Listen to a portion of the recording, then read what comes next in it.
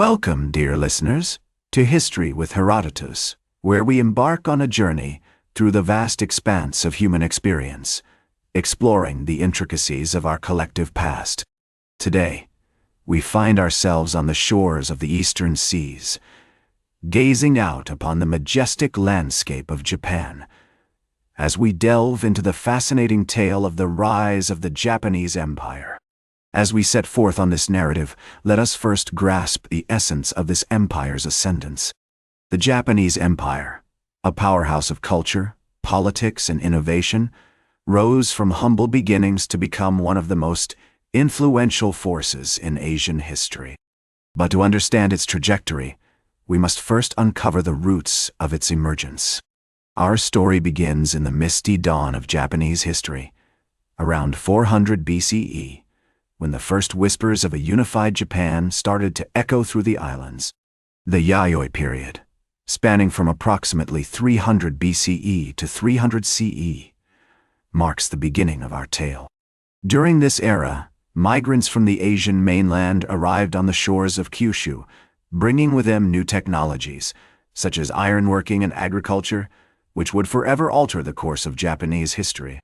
As we wander through the lush landscapes of ancient Japan, we find ourselves in the vicinity of present-day Fukuoka, where the ruins of the Yoshinogari site still whisper secrets of a bygone era. This archaeological treasure trove has yielded a wealth of information about the lives of Japan's earliest inhabitants, including their sophisticated irrigation systems and complex social hierarchies. The Yayoi period saw the emergence of small, tribal states, each with its own distinct culture and traditions. The Funano site, located on the island of Honshu, provides a fascinating glimpse into the lives of these ancient communities, with its elaborate burial mounds and intricately crafted ceramics. As we journey through the Yayoi period, we encounter key figures, such as the legendary Emperor Jimmu, who is said to have founded Japan in 660 BCE. Although the historicity of Emperor Jimmu is still debated among scholars, his legend has played a significant role in shaping Japanese culture and informing the country's understanding of its own origins. The Kofun period, which spanned from approximately 300 to 538 CE, saw the emergence of even more complex hierarchical structures. During this time, large burial mounds, known as kofun, were constructed for the elite, often featuring elaborate stone chambers and decorative artifacts. The most famous of these, the Daizenryo Kofun in Osaka, stands as a testament to the growing power and sophistication of Japanese society during this time. As we explore the ruins of these ancient burial mounds, we begin to appreciate the intricate web of relationships between Japan's early rulers and their subjects. The construction of these grand tombs required vast resources and labor, underscoring the significant social and economic changes that were taking place during this period. With the Yayoi period's agricultural advancements and the Kofun period's emergence of hierarchical structures, the stage was set for the dawn of Japan's imperial era. The Yamato state, which rose to prominence around the 5th century CE, would eventually give birth to the mighty Japanese Empire, with its capital in Naniwa, present-day Osaka. This nascent empire would go on to forge a unique cultural identity, blending indigenous traditions with influences from China and Korea. As we reach the threshold of our exploration into the rise of the Japanese Empire, we find ourselves poised on the cusp of a new era, one that would be marked by grandeur, conflict, and transformation. Join me as we step into the radiant light of Japan's formative years and discover the pivotal events that shaped the destiny of this extraordinary empire.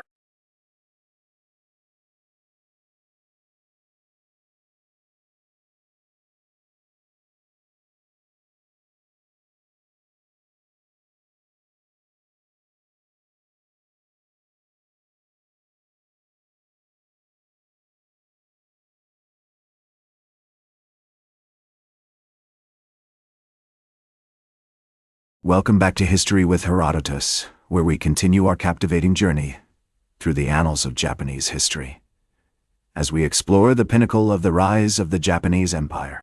In our previous installment, we delved into the formative years of Japan, tracing the emergence of a unified state from the misty dawn of the Yayoi period to the threshold of imperial power in the Yamato state.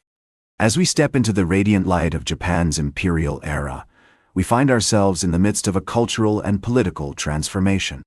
The 6th century CE marked the beginning of a new epoch, as the Yamato state, with its capital in Naniwa, present-day Osaka, gave rise to the mighty Japanese Empire. This nascent empire would go on to forge a unique cultural identity, blending indigenous traditions with influences from China and Korea. One of the most significant events of this period was the introduction of Buddhism, which arrived in Japan from Korea in the 6th century CE. This profound spiritual influence would shape the very fabric of Japanese society, as it intertwined with the native Shinto traditions to create a distinctive cultural landscape. The magnificent temples of Asuka, such as the Horyuji and the Kiyomizu-dera, stand as testaments to the enduring legacy of Buddhism in Japan. As we wander through the imperial court of 7th century Japan, we encounter key figures, such as Prince Shoto, who played a pivotal role in shaping the country's early institutions. His promulgation of the 17-article Constitution in 604 CE laid the foundation for a centralized state, emphasizing the importance of harmony, loyalty, and benevolence.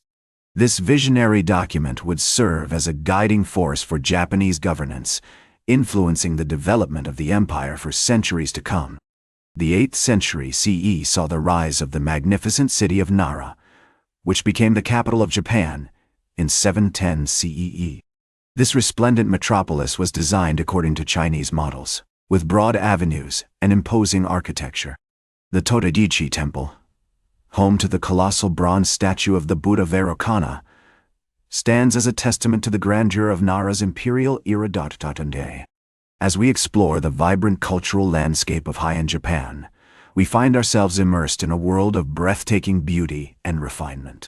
The imperial court, with its elaborate ceremonies and poetic gatherings, became a hub of artistic and literary expression.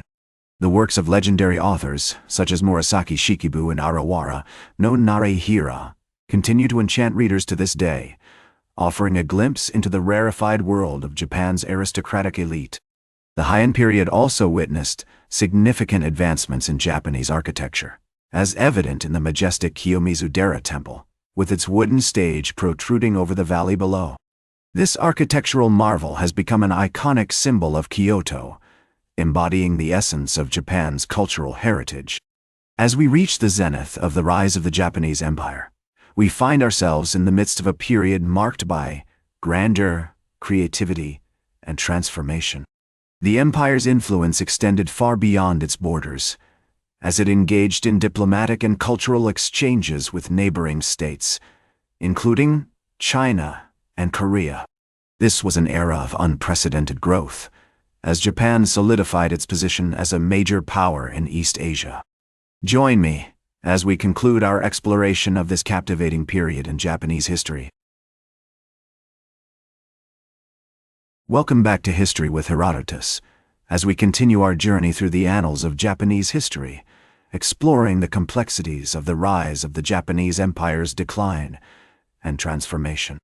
As the empire navigated the challenges of the medieval era, it faced numerous trials that would test its resilience and shape its future. The 13th century CE marked a significant turning point in Japanese history, as the empire faced the threat of Mongol invasions. In 1274 and 1281, the Mongols launched two massive invasion attempts, but both were repelled by a combination of bad weather, bravery, and strategic defense. The legendary kamikaze, or divine wind, that destroyed the Mongol fleet in 1281, became a powerful symbol of Japan's invincibility. Despite this triumph, the empire was plagued by internal conflicts, as the samurai class rose to prominence and challenged the authority of the imperial court. The Kamakura period saw the emergence of a new social order, as the warrior class established its own government and codes of conduct. The Bushido Code, with its emphasis on loyalty, honor, and self-discipline, became the guiding philosophy of the samurai. As the medieval era progressed, Japan's economy underwent significant changes with the growth of trade and commerce. The city of Sakai, located near modern-day Osaka, emerged as a major commercial center, attracting merchants from across East Asia. The introduction of new technologies, such as the abacus and gunpowder, also facilitated economic development. However, this period was also marked by social upheaval, as the traditional aristocracy faced challenges from the rising samurai class. The imperial court, once the pinnacle of power and culture, began to decline in influence as the shoguns, or military dictators, assumed control of the government. The Muromachi period saw the rise of the Ashikaga shogunate, which ruled Japan from its capital in Kyoto. One of the most significant cultural developments of this era was the emergence of Zen Buddhism, which emphasized meditation, self-discipline, and the attainment of enlightenment. The great Zen masters, such as Dogen and Hakuin, played a profound role in shaping Japanese spirituality, as their teachings influenced art, literature, and philosophy. As we navigate the complexities of the rise of the Japanese Empire's decline and transformation, we find ourselves in a world marked by conflict, creativity, and change. The empire's adaptation to these challenges ultimately gave rise to the Japan we know today, with its unique blend of traditional and modern culture. In conclusion, the medieval era was a transformative period in Japanese history, as the empire navigated the challenges of Mongol invasions, samurai wars, and social upheaval. As we reflect on this fascinating era, we are reminded that the rise and fall of empires is a perpetual cycle, shaped by a complex interplay of internal and external factors. As the Japanese proverb goes, "Fall down 7 times, stand up 8." The resilience and adaptability of the Japanese people have allowed them to thrive in the face of adversity, forging a nation that is both deeply rooted in tradition and boldly embracing the future. Join me next time on History with Herodotus, as we explore the captivating story of Japan's modernization and its emergence as a major world power. That's all for today's History with Herodotus. Remember to like, share, and subscribe. And until next time, remember that to understand the present,